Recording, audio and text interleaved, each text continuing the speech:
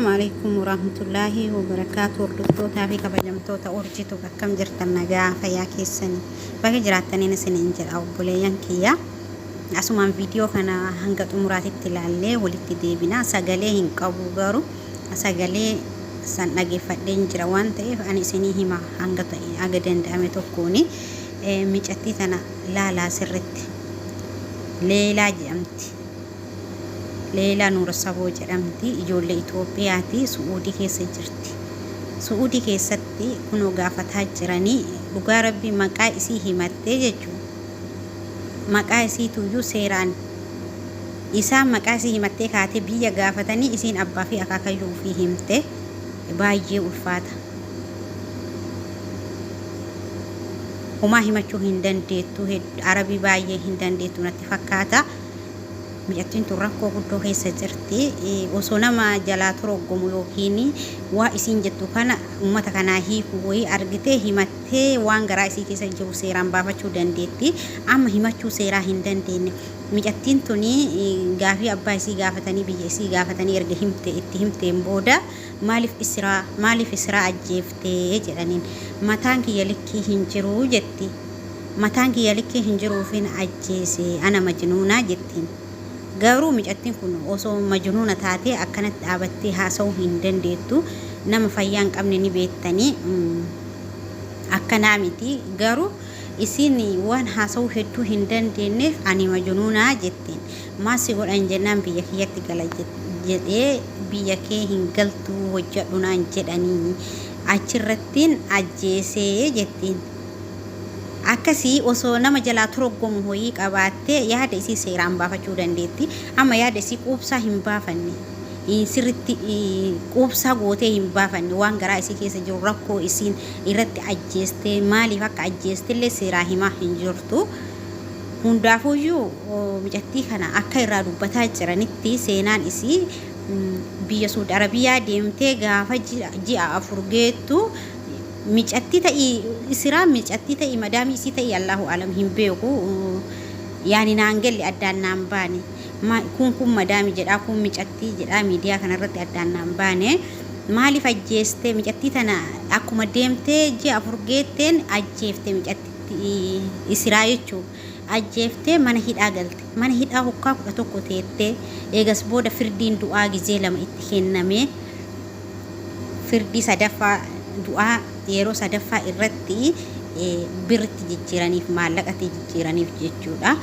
maallaqa suudii riyaala suudii miliyoona 2 jijjiiraniif jechuudha hidhaasan keessaa bahuuf hin ulfaata wallahi biyya arabaani beektanii namni tokko erga nama ajjeesee murtii du'aa itti faradan isi mooyu maasha Allah hangassanuuju subhanallah wallahi rabbiin kullaafisee fi maallaqa jijjiiraniif maallaqa kana homee eessaa fidanii asaaba isiin deemtee ji'a afuritti waa takka hin dalagatin mana hidhaa galte odoo miliyoona 2 Itoophiyaa ta'ee qarqaaran yeroo dhiyootti qarqaaran kunuyyuu birriin miliyoona 2 Suudii waggaa tokko keessatti jedhan maallaqa homee eessaa dhufa akka keessanitti yoo yaaddan obboleeyyan kiyya bakka isii kana yoo dhaabattan maatii miskiina san hin gargaara jettee maatii kiyya jijjiira jettee biyya ormaa deemtee biyya ormaatii rakkoon kun isii muudatee mana hidhaa keessa galte man hidhaa keessa galtee mooyuu muftiin du'aa itti kennamee rabbiin du'a sanirraa hin oolchaa fi wallaahi rabbiin ammallee isin du'a sanirraa isii haa oolchu mana hidhaa san keessa galtee mana hidhaa san keessatti wallaahi hin ulfaata waggaa 11 mulu umrii isii dabarsiteen boodatti amma mu miliyoona 2 Suudii mee eessaa dhufa obboleeyyan kiyya eenyutu miliyoona kana hunda fidee qarqaaree mucayyoo kana du'a kana jalaa baasa yaa rabbii kiyya wallaahi rabbummaan isii haa baasu hundaafu rabbiin isii haa baasu hanga tokkommoyyuu silaahuu birrii fi warqii mucaa yeroo dhiyoo kana miidiyaarra deemaa ture san warqii fi birrii itti fidanii du'arraa oolchuu dadhaban isii immoo rabbiin laaffisee fi birritti jijjiiranii fi ta'us birriin kun eessaa dhufaa mi asaaba yoo rabbiin laaffisee uummanni Itoophiyaa hundi qarqaaree akkasittu birrii guddaa qarqaaranii ijoolleen biyya ormaa jirtu qarqaaranii baasanii kaawuntii isii maxxansanii jiran waan ta'eef rabbiin isii haa baasu jedhaa fi akkuma amantii keessaniitiin du'aa godhaa fi du'aa imaan bira jiraadhaan isiniin jedha obboleeyyan kiyya baay'ee qalbii nama cabsa. Uummanni Itoophiyaa ijoolleen keenya yeroo hedduu rakkoon saaxilaman biyya ormaa keessatti maaliif akka ta'e hin beeku. Gabrummaan biyyaa nu baaste akkuma biyyaa baanetti nu faana baate obsa nu dhoorkite rakkoo hedduu keessa ijoollee keenya naqaa jirti. Wallaahi maadiri ani waan jedhu hin beeku, qalbii nama cabsa wallaahi. Rakkoon takka lamaa miti yerootti miidiyaa kanarratti akkuma waan gammachuu argaa oolu waan gaddaa hedduu argaa oolla. Keessattuu Itoophiyaa keessatti wanna nama Itoophiyaa irraa arginu harki caalu gammachuu osoo hin taane gadda argina. Gadda irra caalaa argina jechuu gammachuu irra. Lammiin biraa immoo gammachuudha jijjiiramoo argan. Nu immoo cinqii argina malee rakkoo argina malee muudannoo ijoollee keenyarra gahuu fi rakkoo ijoollee keenyarra gahuu argina malee guyyaa takka gammachuu hedduu gammachuu argee hin beeku. Ana akka kiyyatti miidiyaa kanarra waan na gammachiisu hedduun argu wooma gaddaa arga. Saniif jennaan ijoolleen keenya warri biyya ormaa jirtanii obsa qabaadha. Obsi waa hundarra caala. Namni obsa qabu bakka guddaa gahuu danda'a. Yoo obsa qabaattee rakkoo har'a keessa jirtu kanaaf rakkoo har'a keessa turte kana galtee obsa kana keessa turte obsa kana waa godhattee galtee gammaduu dandeetta. Gaafa ammoo humna hiyyaan bulaa akka barbaade ta'a akka hin jiraami ijoolleen keenya yeroo tokko ufuma ofiitii rakkoo of naqanii biyya ormaallee gaafa deemne maaltu mataa gannu qabachiise maaltu akkas nu godha jedhanii rakkoo hedduu saaxilan. Ana jechuun gulan ammoo yaani na argaa jechuun booda na dhossaa taati jedhanii ana jira jedhanii immoo boodarra immoo rakkoo seenan. Gaafa rakkoo seenan boo'u isaanii hin oolu uummata rakkisan. Taani rakkoo kana kanama fiduu fi nasiiba rabbiidha. Rakkoo kanama fiduu hunduu rabbiidha. Rabbi jedhaalee kararra hin taa'inaa jedhan ka rabbi jedhaa wooma fedhan balleessuu miti. Rabbi jedhaa harka ofii of qusachuu obsa qabaachuu qalbii ofii tasgabbeessuutu caala.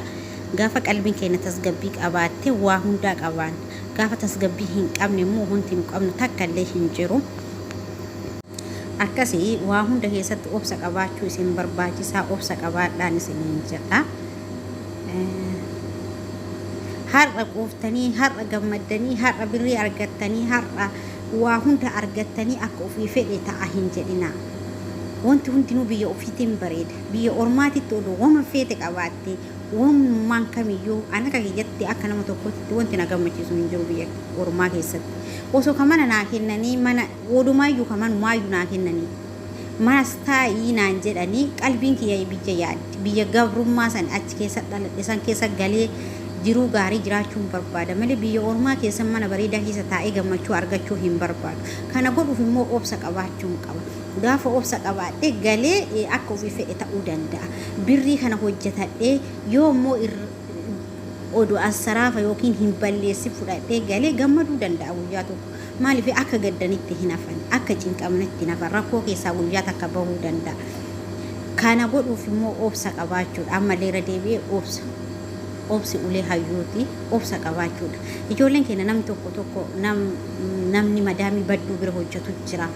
Immoo namni ijoollee arbaa immoo gaarummaa hin qabdu gonkumaa ani gaarii jedhee isaa ibsuu hin danda'u. La'annu ijoolleen arbaa waa hedduu namaan jetti waa injiraami haadhaaf abbaa irra osoo haadhaaf abbaan gaarii sii ta'anii ijoolleen afaan isaanii keessaa waa hamaa siin jedhan. Maaliif yeroo hedduu televiziyoona keessatti fiilmii keessatti waa hunda keessatti waan ta'e waan daawwataa oolaniif kabajaa namaaf hin qaban. Akka ijoollee biyya keenyaa ijoolleen xiqqishoon kabajaa namaa qabdu san kabajaa namaa hin qabdu. Akka biyya keenyatti ijoolleen xiqqaan jechuudha. Namni akka wal caalu wal kabaju sun hin jiru. Waa hamaa siin jedhanii gaafa ati rukutte immoo homa xiqqishuu takka yoo ati rukutte miidhamuu danda'an. Saniifuu miidhaa kanaaf immoo garaan nama jaraa hin danda'u. Haadhaaf abbaa ofii miidhama ilmoo isaanii arguu hin danda'an waan ta'eef rakkoo isinirra gahuu danda'a. Madaamiillee isaan madaamiidhaman ofii keessa jirti waan feete siin jedhuu dandeetti. Akkami akkanaan jettee yaada hamaa yookiin afaan kee keessaa waa hamaa gaafa jettee rakkoo sirraan gahuu dandeetti. Kanarra yoo sitti hammaatte yoo mana si hin taane keessa jiraatte keessaa bahuu yaali. Karaa dandeettu mana san qayyarachuu yaali malee humnaan bula hin jedhin. maan na godhan akkasaa ta'anii akkana haa ta'ani jettee gaafuma tokko rakkoo namarraan gaha. Maaliif namni namatti hoocu afaan nama baasa waan ta'eef rakkoo namarraan gahuu danda'ani. Sanuufii gizeedhaan furmaata laalaa malee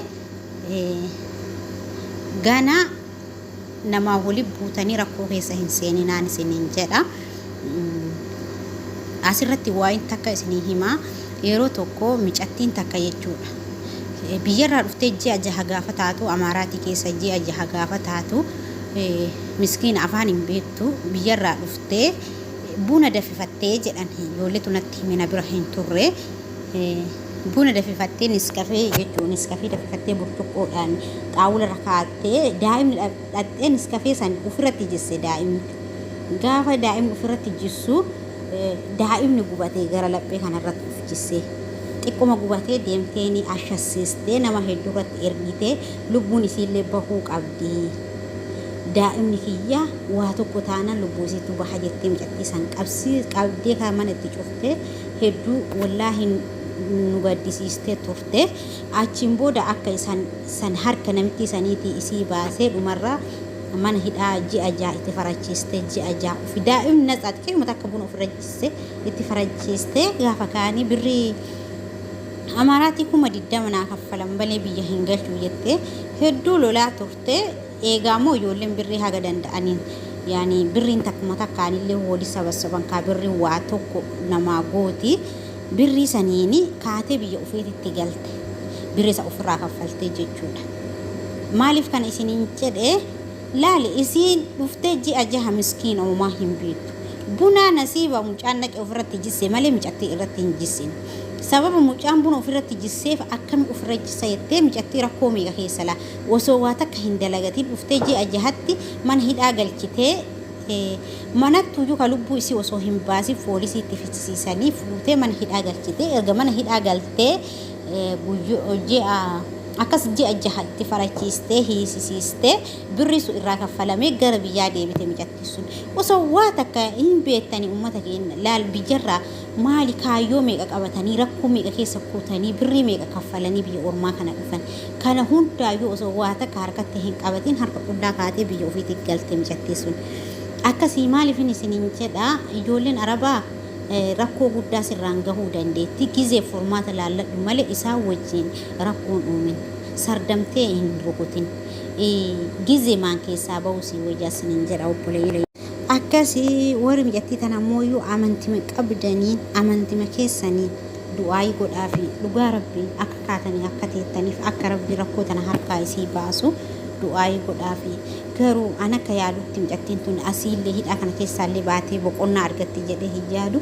Rabbiin hin danda'a boqonnaa isii faa kennuun isiniin jedha.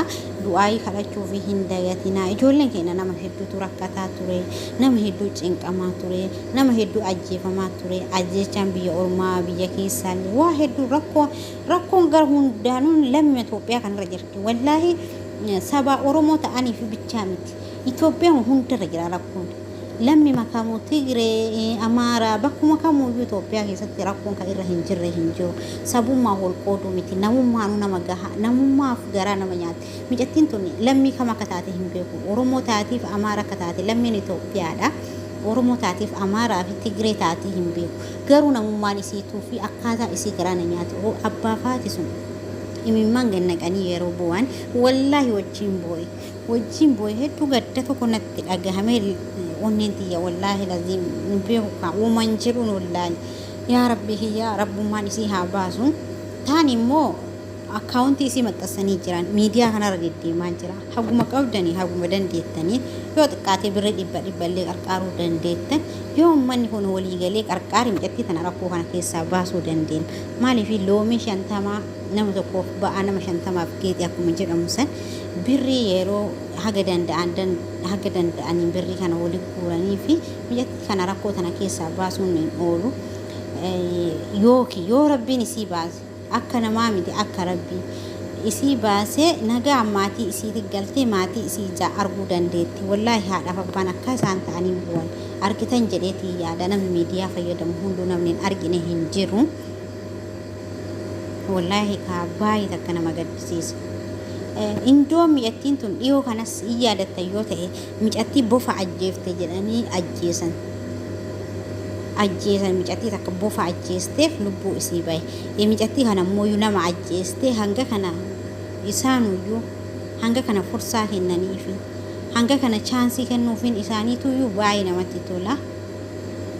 Mala rabbumatu haga har'atu jedheen wallahi rabbumatu wanni hundinuu guyyama beektanii sababuma malee guyyaa sababni namaa dhumate malee wanti hundinuu bishaanii midhaan namaa yoo addunyaa kanarraa dhume sababa godhee rabbi addunyaa kanarraa nama galche yookiin illee kaakunoo hima jiran namni tokko kaa sabrii qaba tokko du'eef tokko ajjeesaa hin jedhanii sabrii qaban wallahi warri sunuu rabbiin kaatanarra isee baasee ijaammaatii isii bira galchee ijaan nama argisiisee nama haa gammachiisu qalbii amma akkana nama cabde kana ka namni miidiyaa fayyadamu ka qalbii isaa hin cabne hin jiru namni qalbiin isaanii cabde hunda rabbiin qalbii isaanii haa qabbaneessu mi'attii tan achi keessaa baasee nu haa gammachiisu nu hunda kennaa ijoollee biyya ormaa nama biyya ormaa jiru hunda rabbiin nu haa gammachiisu isiniin jedha obboleeyyan kiyya.